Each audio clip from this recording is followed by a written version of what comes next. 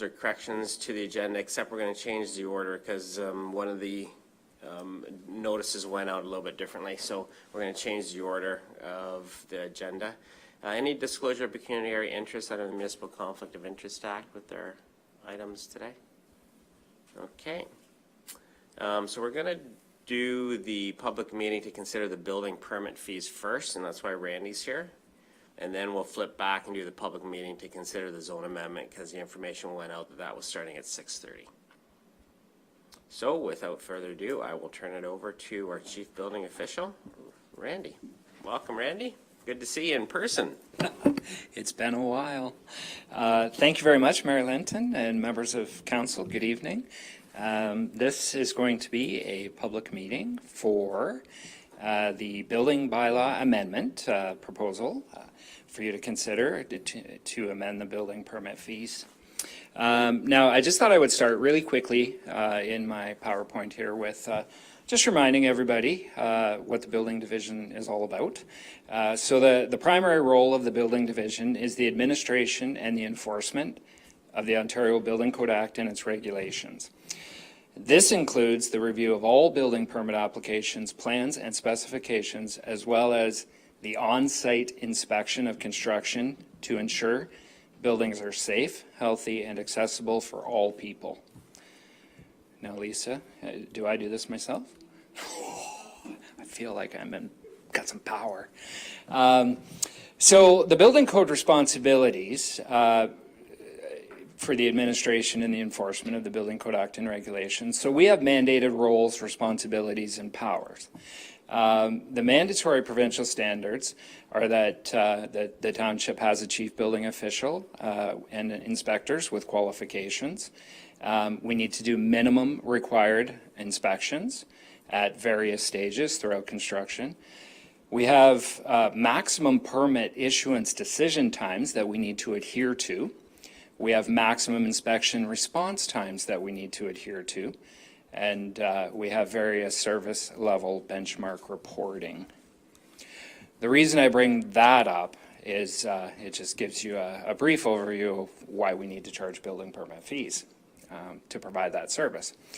So here on the screen is the public notice for this public meeting that we're having right now. This was placed in the newspaper, the Wellington Advertiser. I placed it in the newspaper for 3 consecutive editions leading up to this public meeting to ensure that there was plenty of notice provided. So the building permit fee recommendations, and this will be familiar to you. This is in line with the Watson and Associates report that you were part of at the April meeting. So in terms of residential, so the proposed fee for new residential construction and residential additions, excluding apartments, is actually going to move to $14.75 per square meter. That is actually a 12% increase. Now, that's likely to be the only increase you're going to see in this presentation. So this would improve the cost recovery performance of this category while maintaining competitiveness with comparator municipalities. Again, what we're trying to achieve through these building permit fees is full cost recovery. So the proposed fee for residential apartment permits, that is actually going down 39% to $8.07. So this would better align the fee with processing costs and recognize the strategic importance of this type of construction with respect to affordable housing. So moving on to commercial and institutional. So we are proposing to harmonize the fees for new construction and additions related to assembly. And where you see in the brackets there, Group A, Group B, and so on, that's the building code classification of those various types of buildings. So institutional, Group B, business and personal services, Group D, and mercantile, Group B. So the proposed fee of $13.13 per square meters, that represents a decrease of 29 to 41% relative to the current fees, except for the mercantile category, which we need to bring it up slightly by 2% just to, again, align it with what's happening. Maintained the fee for superstructure only permits at 76% of the full permit fee for office buildings and 70% of the full permit fee for mercantile buildings. And just to explain that, sometimes what happens when you have like plazas and office buildings is the building shell, if you will, needs to be constructed, and then as they get tenants, that's when they finish the interior of the building. So rather than charging a full rate permit, we charge a lesser fee for the superstructure only, and then there'll be an additional fee to finish the interior. So that's what that's about. Industrial, again, we're proposing to harmonize the fees for new construction and additions related to industrial, which is a Group F occupancy. So the proposed fee of $7.37 per square meter, that represents a decrease of 1 to 26%, depending on what former category we were looking at under the industrial umbrella. But everything is a decrease. Except for the parking garages and docks, we determined that to be underfunded, so that would actually come up 20%. Again, we're trying to bring it more in line with the cost of doing business. That being said, we don't see a lot of permits for parking garages. Where we do see parking garages would be the fee we charge when you're doing like a new apartment building or a condominium and they have underground parking. That's where we're charging that fee. So, again, this is from the Watson and Associates report. This is basically just a recap of the cost recovery performance with the proposed fees. So we have various costs. We have direct costs and we have indirect costs. And you can see by the numbers there what we're trying to achieve with the proposed changes here are, full cost recovery, ideally 100%. So with the proposed fee adjustments, the average annual building permit revenue would be approximately 10% lower than with the current fees, bringing the revenues into alignment with anticipated costs. And so the next few slides is the actual Schedule A, the permit fees. It's a side-by-side comparison of what the fees were, and they were last amended in 2016. And the gray columns, that's what the permit fees represent if council should choose to pass the amended fee schedule. So you can see the Group A, which are your assembly buildings, and there's various types of assembly buildings listed there. It was $22.07 per square meter. Now the proposal is that it would be $13.13. And you can see the per square foot costs in the column next to the square meter cost there. So $2.05 to $1.22. The Group B institutional, and you can see what we meant by harmonization. So, for example, police stations, jails, detention centers, they had a fee. Hospitals had a fee. Care facilities, nursing homes, rest homes, they had a different fee. And what we're proposing to do is in all three lines there on the fee schedule, it would be $1.22 per square foot across the board. So your Group C residential, that's where you're seeing the $1.22 current fee per square foot, and that is for everything listed there, with the exception of cabins, like seasonal cabins, which are 67 cents per square foot. They don't typically have as much to them as a house would, for example. But what we're proposing is to, as I mentioned, the single-family homes, the semi-detached, the townhouse units, we're looking to move those to $1.37 per square foot. But the apartment buildings, you'll see, they go from $1.22 down to 75 cents per square foot. Group D, you see the decrease there, $1.40 to 92 cents, $1.85 to $1.22. Group E, again, you see the decrease.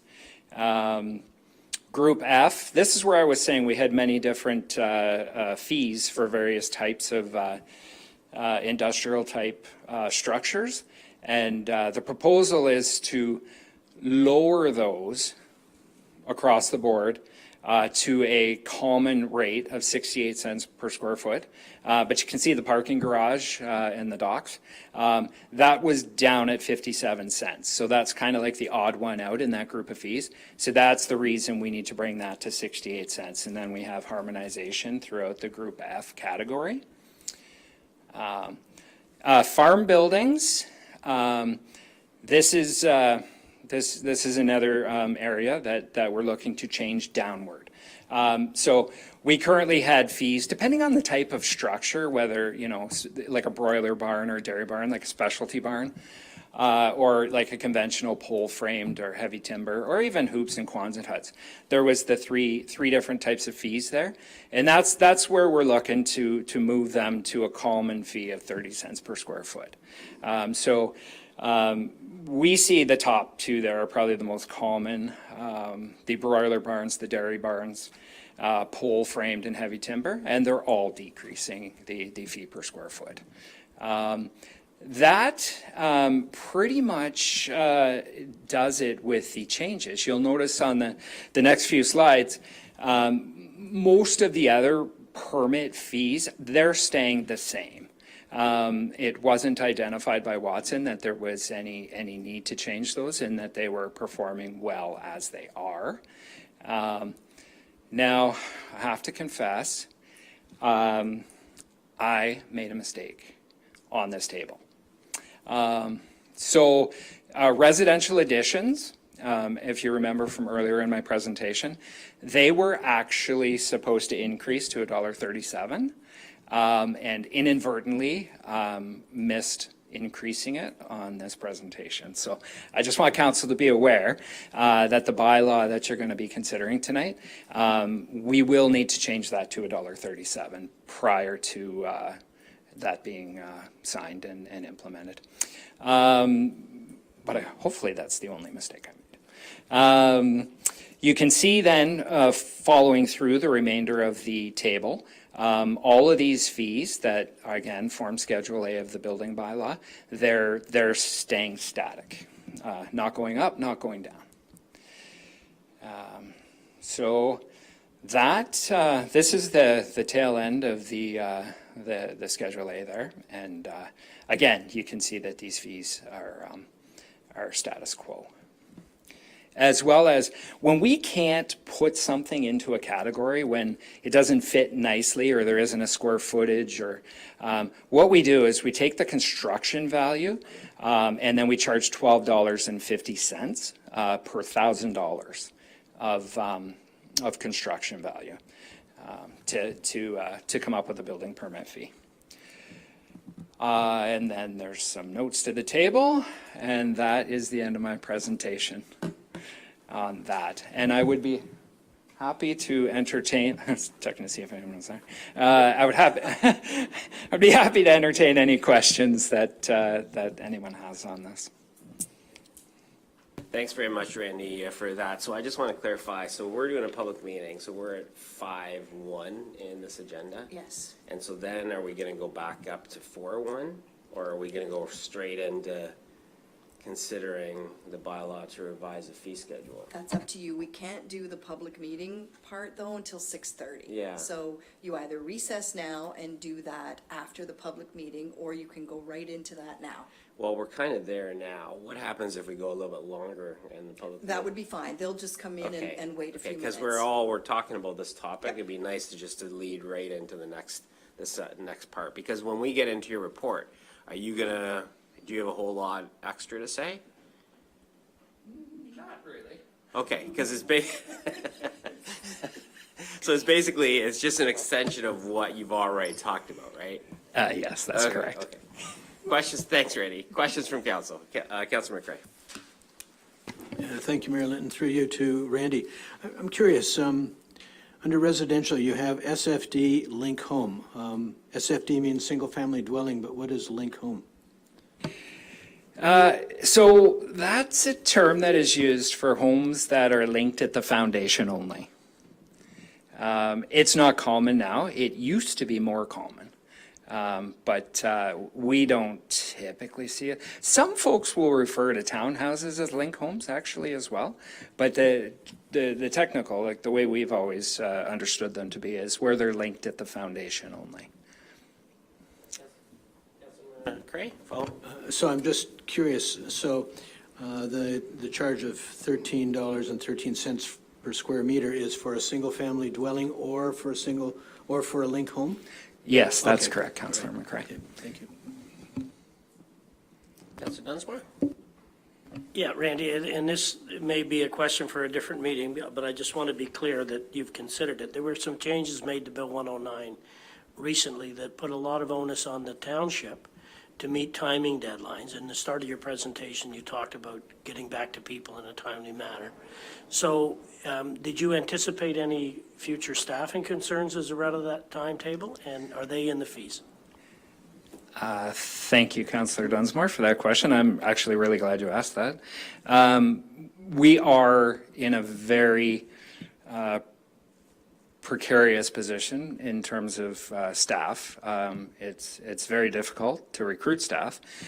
So we have, through this Watson and Associates report, they identified 3 additional positions, full-time positions that would be required. And we hope to move expeditiously on those. I'll let Brett add to that. Yeah, sorry, just for clarification, the Bill 109 changes affect planning applications and not building permits. So there'll be a report more to come on how that's going to affect my department, because it definitely will. Councilor Dunsmore, following? Yeah, so I was just going to ask, if Watson and Associates said that we're light on staff and we need to hire, for round numbers, 3 or 4, whatever it is, we can charge those salaries back to these fees. So you've incorporated that reality that we would have to hire into these fees? Yes, Councillor Dunsmore, absolutely. Watson and Associates did consider those fees or those positions in the determination of what these fees should be. And just to, if I may, just to further clarify your first question, the Building Code Act, right in the Building Code Act, Division C actually, it is the regulation that mandates our timeframes. And so it's actually in there, it's law. So we need to render decisions on, say somebody's applied for a residential addition, we need to render a decision on that application in 10 business days. So it's there now. Thanks, Randy. Any other questions from council? Councilor Foster? Thanks, Mayor. Randy, I guess in summary, I guess what I'm hearing you say is all the commercial stuff, the fee is going down. My question then would be, let's consider a typical family home, 1,500 feet. What would be the fee before and after on a 1,500 square foot residential home?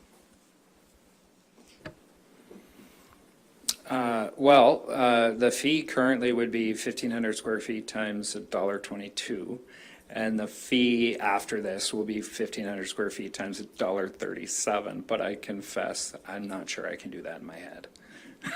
I think that's So good about enough. 1,800 before and 2,000 after? Yeah, it's not a whole lot when you consider, houses have increased by Okay, 50-60% in the last few years. great, thank you. You're welcome. Anything else from council? Okay, so is there anything I have to do to end that public meeting, or just move on to item 6? I think, just keep going. Keep going, Yep, okay, I so we'll think get there's no one- to there's no one here 6 at point, meeting. there's no public here. So we'll get to 6.1 then, and add anything you want to from your report, bring that up, and then we'll put the recommendation on the floor. Go ahead, Randy. Thank you, Mayor Linton. Mayor Linton and members of council, the report before you is to make these changes. Of course, these changes were identified through a very lengthy study by Watson and Associates. I had mentioned in my presentation that we did do the public notice by way of advertisements in the newspaper for 3 consecutive editions leading up to this meeting.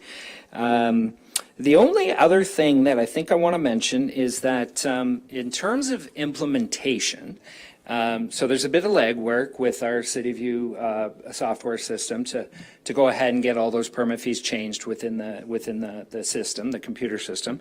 And I thought July 1st would be a good date. It's exactly halfway through the year. So my proposal to you in this report is to have these fees implemented on July 1st. Other than that, I don't really have anything more to add. Okay, thanks, Randy. I'm going to get the recommendation on the floor, and then I'll ask any final comments at council. Recommendation of the Council of the Township of Center Wynton approve the revised building permit fees as outlined in report PLN 2022-26 dated May 25th, 2022. That the mayor and clerk be authorized to execute a bylaw respecting construction, demolition, and change of use permits and inspection, and repealing bylaws 2011-087 and 2016-12. Mover, please. Councillor Dunsmore, second by Councillor McElwain. Any discussion, comments from council? All in favor? And that's carried.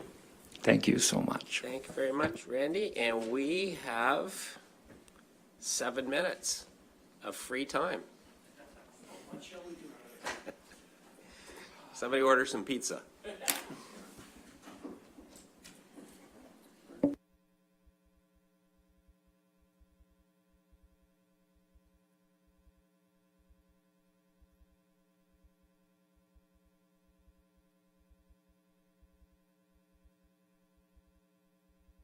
Very interest under the Municipal Conflict of Interest Act with the item on our agenda today.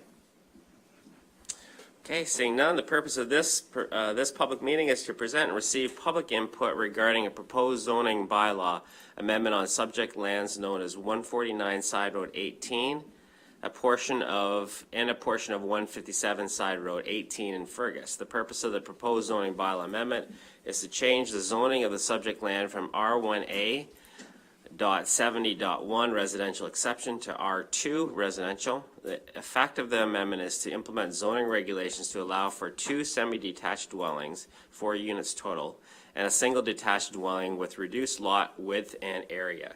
The zoning amendment is related to the County of Washington Land Division Committee applications B67/21, B68/21, and B69/21. If a person or public body does not make oral submission at the public meeting or make written submissions to the Township of Center Wynton before the bylaw is passed, the person or public body is not entitled to an appeal of the decision of the Township of Center Wynton to the Ontario Land Tribunal, OLT. If a person or public body does not make oral submission at the public meeting or make written submissions to the Township of Center Wynton before the bylaw is passed, the person or public body may not be added as a party to the hearing of an appeal before the OLT unless, in the opinion of the tribunal, there are reasonable grounds to do so. If you wish to be notified of the adoption of the proposed zoning bylaw amendment, you must make a written request to the clerk, Township of Center Wynton, 1 McDonald Square, Elora, Ontario, N0B1S0. At this point, I'll ask the clerk how notice was given. Through you, Mayor Linton, notice was mailed to prescribed persons, agencies, and public bodies on April the 28th, 2022. A copy of the notice was also placed in the Wellington Advertiser on April 28th. I can therefore confirm the requirement for giving notice was completed on April 28th, 2022. At this point, I will call Valerie Schmidt, the professional planner for the applicant, to make a presentation. Welcome, Valerie. And just hit that one button underneath. Yeah, there we go. All right. And I'm in charge of the presentation? Yep, okay. All right. All right. Good evening, everybody. My name is Valerie Schmidt. I'm from GSP Group, and I'm here in support of the application that we're discussing tonight. The owner of the property sends his regrets. Unfortunately, he had a conflict tonight and couldn't attend, but his son, Rob Stovall Jr. is here. And yeah, he's here to help answer any questions following our presentation. So I'm just going to describe the property and then I'll get into that application. So you can see the location of the property. Just generally, it's at the north end, there we go, the north end of Fergus, just kind of on the fringe of the boundary of the town. So it's in the urban center and it's in the built boundary. As you can see, some of the surrounding land uses around the site, it's generally residential, and you have some newer residential to the west side and then also to the north. But primarily a lot of existing residential in the surrounding area, and they also have some commercial uses in the southwest. So the property itself is highlighted in red. It's approximately 0.4 hectares inside. It fronts onto Sideroad 18. The blue, I should just quick highlight, that's the proposed lot line adjustment, but I'll talk about that further in the next slide. Whoops, went too far. Okay.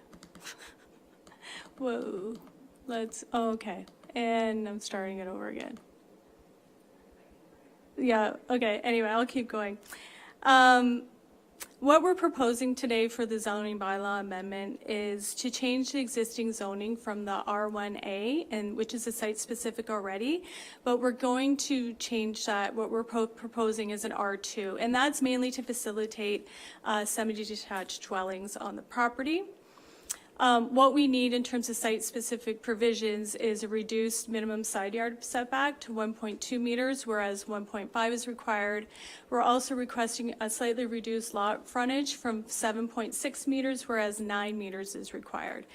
We're also asking permission for secondary residential units as well as tandem parking with the semi-detached dwellings. There. Okay, so just as a way of background, the subject property in red, it was created by a previous consent application. The blue represents the lot line adjustment that we're proposing. So I'll just zoom up here. So this is the subject property, and these are the lots that we're proposing to create. So if you can see A and B, those are the proposed lots. For the semi-detached units. Just down would be the lands to be retained. And then we can see where the C and the D is. Those are the lot line adjustments. So the owner is going to acquire approximately 80 square meters of additional land to merge onto the subject property. So hopefully that makes sense. So in terms of our proposal, we've looked at it with provincial policy, and the proposal, in our opinion, supports policies. It contributes towards a range and a mix of residential housing, including second units within the settlement area. It's able to be serviced with existing infrastructure that includes water, sewage, and hydro, and also the protection of natural heritage features. And I can discuss that a little further. I'm not going to repeat it, but the growth plan supports those policies as well. Infrastructure, mix of housing, and protection of natural heritage features. So just let you know, the site is designated in the urban system, in the county official plan. It is adjacent to a core Greenland designation, and that's because there is a provincially designated wetland, not on the subject property, but adjacent to it. Scoped EIS was conducted, and they found that there's no natural heritage features on the property, nor did they find any concerns. They felt there was adequate buffer from the proposed development to the natural heritage features. We just recently received comments from the GRCA, and they have no concerns. So just, again, the site's designated residential in the Township of Center Wellington official plan. And this one just, again, highlights the zoning in the area and the property itself. So right now, it's a R1A, site-specific. And what we're proposing is an R2. This just highlights the site-specific provisions that we're requiring. We just kind of highlighted. It's the frontage, as I discussed, and the side yard setbacks. So just to highlight why we need those. And like I said, the required is 1.5. We're asking for 1.2. Lot frontages, right now they're at 15.55. Divide that by 2, it's 7.6 when we go to part lot control and create the lots further. This is just a rendering of what you could expect on the site. 2-story, single-car garage, brick finishing facades. This is the rear. You can see how you would be able to access the basement apartment that we're proposing. So there'd be a separate entrance in the rear. And this is just a side profile, kind of just showing the schematics of how you would access the rear yard as well.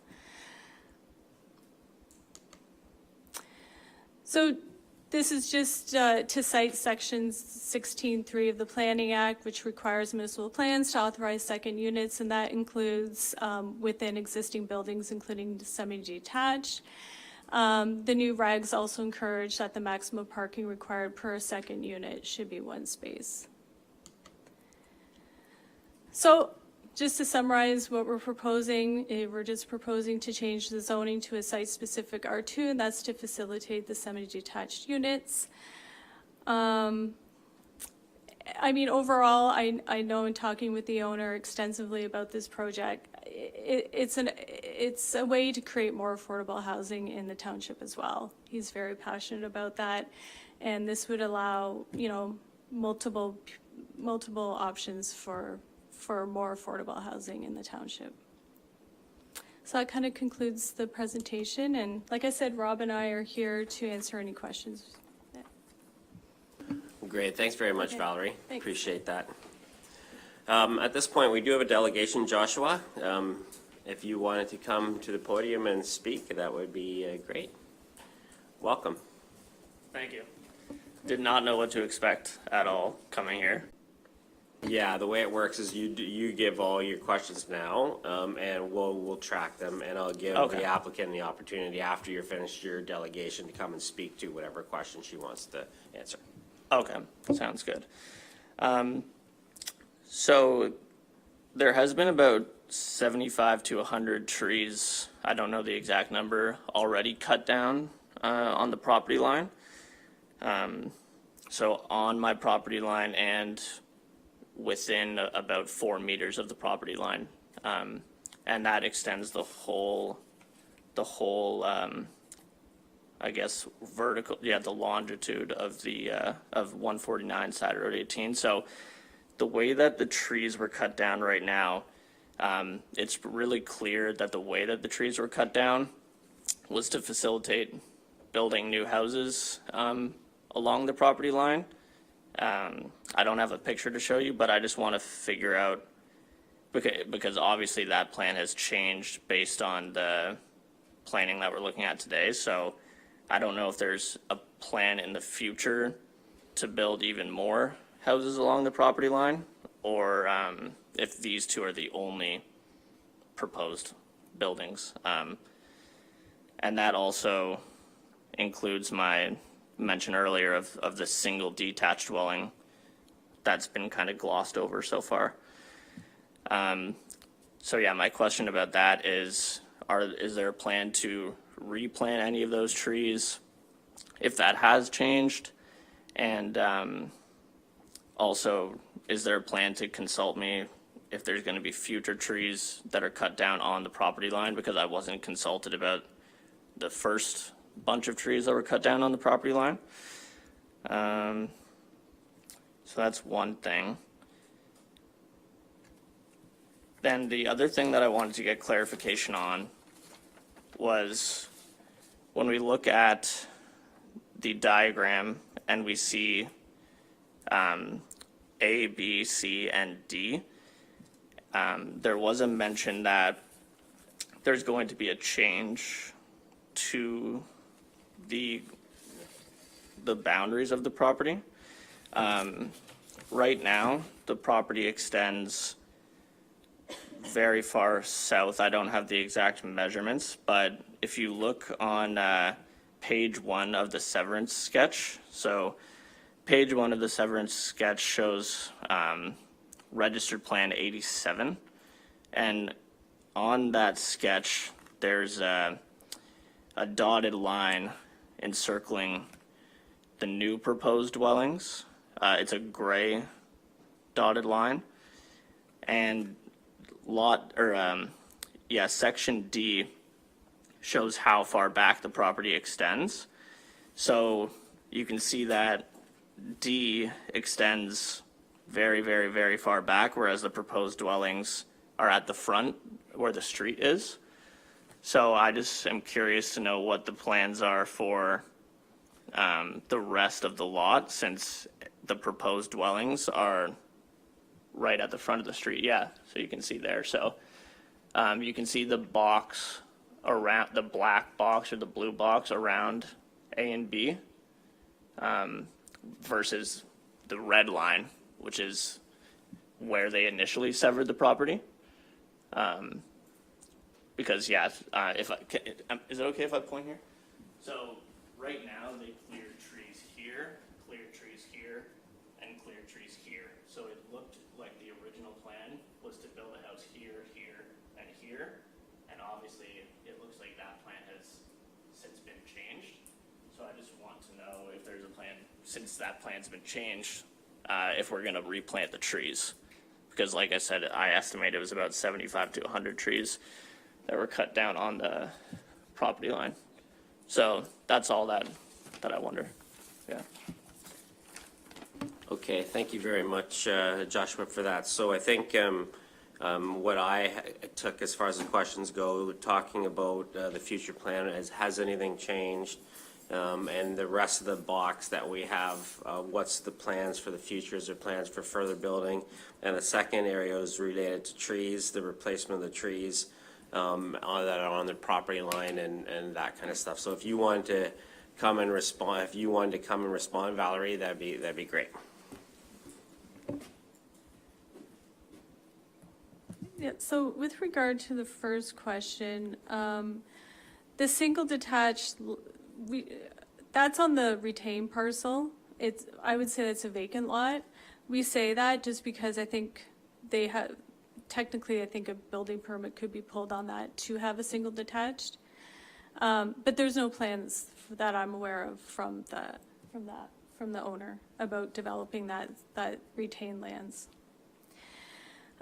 In terms of tree loss, I know in speaking with the owner that all the trees cut down on the property, and I don't know the number, but they were done within the tree cutting bylaw and with an arborist and an ecologist, like with their input, those trees came down. I don't know if there's a lot of shrubby trees or unhealthy trees, but that was what I've been informed by the owner.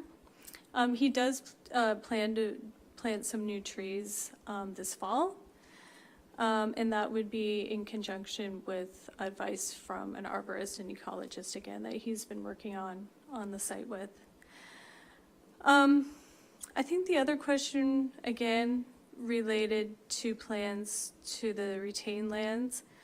I can assure you, if any other, the owner had plans to develop a condo or something more intense than a single detached dwelling, you would be back here. The zoning wouldn't permit that. There's no plans that I'm aware of for any further development on the retained lands. Okay, thanks for that, Valerie. Rob, did you have anything that you wanted to add to that, or are you good? No, I should be good. Okay. And I don't see anybody else that wants to speak to this, so I'll turn things over to questions from council. Councilor McCray. Thank you, Mayor Linton. Through you, I have a couple of questions and a comment. The source protection mapping in Figure 5 of your planning justification report dated March 2022 is outdated. An update of the Grand River Source Protection Plan came into effect on February 15, 2022, which is different from what is shown in your report. The update shows your site within the drinking water threat vulnerability score of 8. The threats listed under that are waste disposal, sewage system, and dense non-aqueous phase liquids. So may I suggest you confirm with our Source Protection Officer, Kyle Davis, as to whether or not there are any concerns? The second, sorry, 1 second while I try. I guess the other question I had was related to what is happening with that remaining lot section at the back.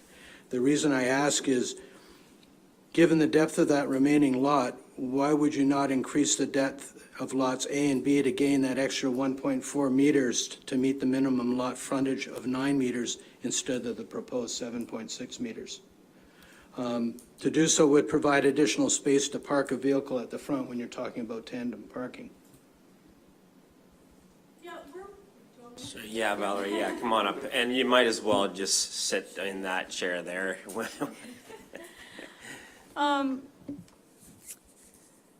Okay, so we are providing a very generous front yard setback. It's over 12 meters. So that would actually allow, we will require an easement for utilities at the front or infrastructure. But the 12 meters will allow, one car will be in the garage and the other would be parked behind it. And then there's still 6 meters to the roadway. So we purposely set it back that way so that it's consistent with the streetscape as well, because we know it's more of a rural kind of streetscape alongside Road 18. So that was the positioning of why we pushed it back further. The rear yard setback we comply with, and I think that's the minimum. In terms of, I think, I don't know if I can really speak, maybe Rob can provide further about why the owner chose those lot lines, how he is severing them. I just think it leaves a generous space for an estate lot or a single detached dwelling with lots of privacy, keeping with the rest of the area. Okay, thanks, Valerie. I want Brett to follow up with your first question first. Brett, source protection, you have a handle on that a little bit.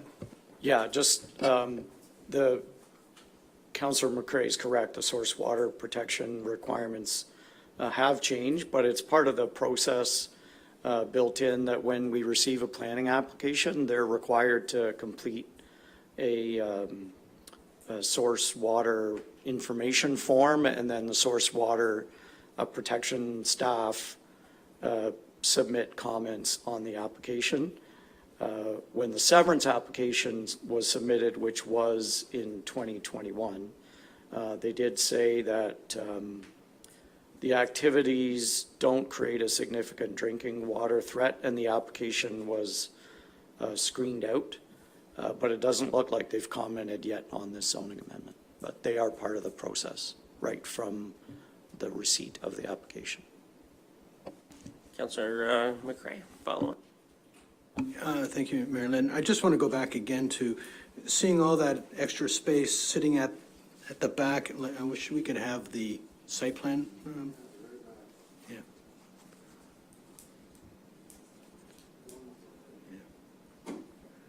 Or just even the one that shows the two lots in the front and then the actual lot at the, yes, that one there. Oh. Back one, please. Yeah, so we see the layout of the proposed buildings, and then we see this huge lot at the rear, and I'm just wondering why we're being asked to allow a reduction of 1.4 meters at the front when we've got all this extra land at the back, that surely we could take the extra 1.4 meters from the back and just move everything back 1.4 meters to give us the normal front lot allowance. Brett, can you respond to that?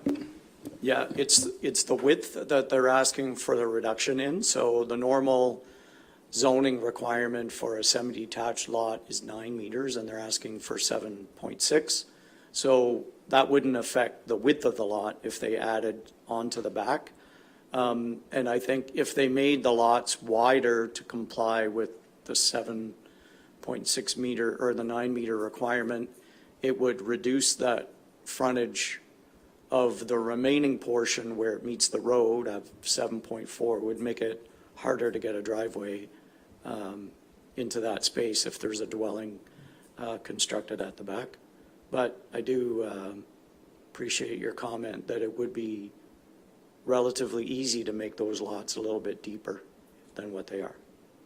It wouldn't give back land at the front, but it would allow those dwellings to be pushed back somewhat. And it could align with that area D. Can I ask a question to Ian? No, we did the delegation, now we're at the council's discussion, yeah. Councillor McElwain? Thanks, Mayor. It appears to me, just based upon what Brett said and what is fairly obvious from the diagram, that the area on the east side is being left wide enough to permit a driveway, which makes one assume that there is a plan to put more buildings at the back at some point. And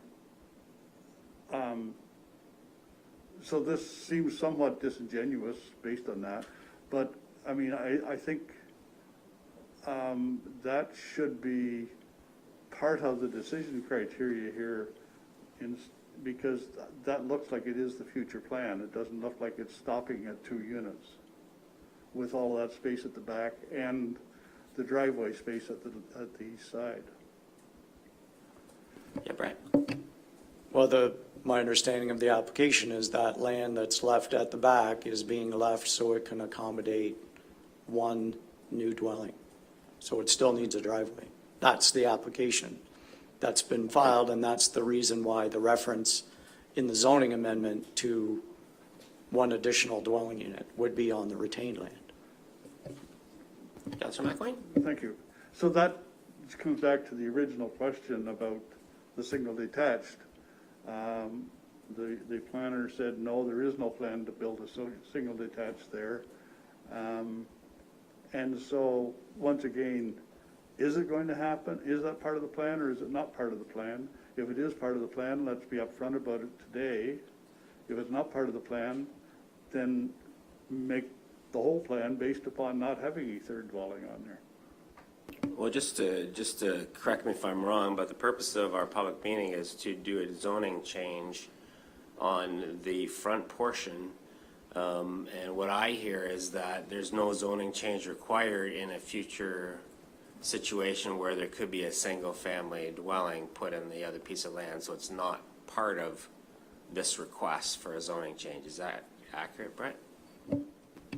No, I think it is included in the zone change, and because with the land that's left over at the front, it won't meet the minimum frontage. So to allow a single detached dwelling on the remnant land with the amount of frontage that's left needs for that to be part of the zoning. What I heard the planner answer about the uncertainty with respect to the remnant land is that they don't have a plan themselves to build a house or know at this point where the house would go, but that is part of the amendment that will be provision for a single detached dwelling to go on that remnant parcel. Thanks for that clarification. Councillor Foster? Thanks, Mayor. So Brett, if I'm I've been listening closely to everyone, and my questions have been answered in part already, but what I'm hearing is if this is the existing lot boundary, we're talking about 2 lots in the front with a strip here. We'd have 2 semi-detached buildings here, and there may or may not be a future single-family dwelling at the rear, which isn't yet clear. I guess my question, Brad, is, is it good planning to have 2 lots in the front yard of one other lot? Because that appears to be the end outcome. And unless I'm missing something, help me out here.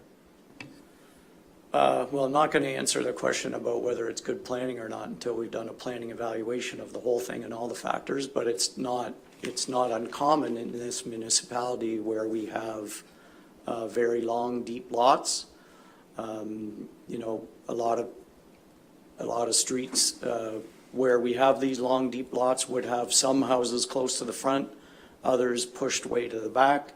There's been a number of severances of this kind where you create what we call a key lot or a flag lot. There's some examples, and it's largely driven by the fact that we've extended municipal services to Sideroad 18 and 19 and BD line, where we have these long, deep lots. And there's been lots created similar to this, where you have like an L-shaped lot, for example, on BD line. I know there's a few on Sideroad 19. And it creates a new dwelling that's closer to the front, and maybe an existing dwelling or another new dwelling that gets built farther to the back. So it's not, without commenting specifically on this application, that's a pretty common thing.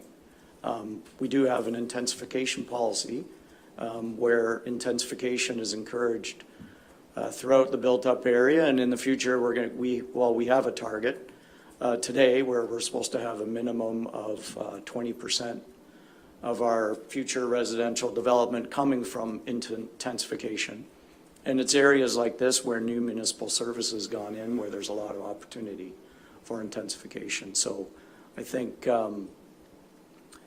this sort of, once the services are there, then trying to get additional lots created that can be smaller because of the service is something that we're going to see more of on Sideroad 18 and 19 as we go forward. Councillor Dunsmore. Yeah, I think my question was answered when they talked about the possibility of the dwelling at the back, which I understood was what was going to happen with the application.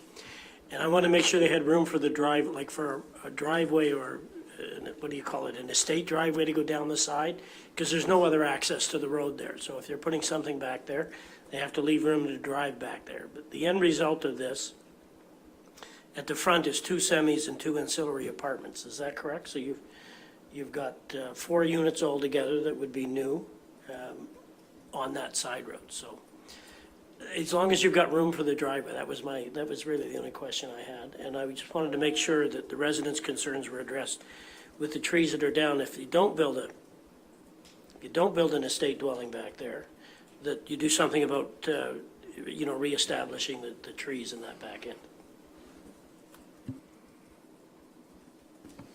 Anything else from council?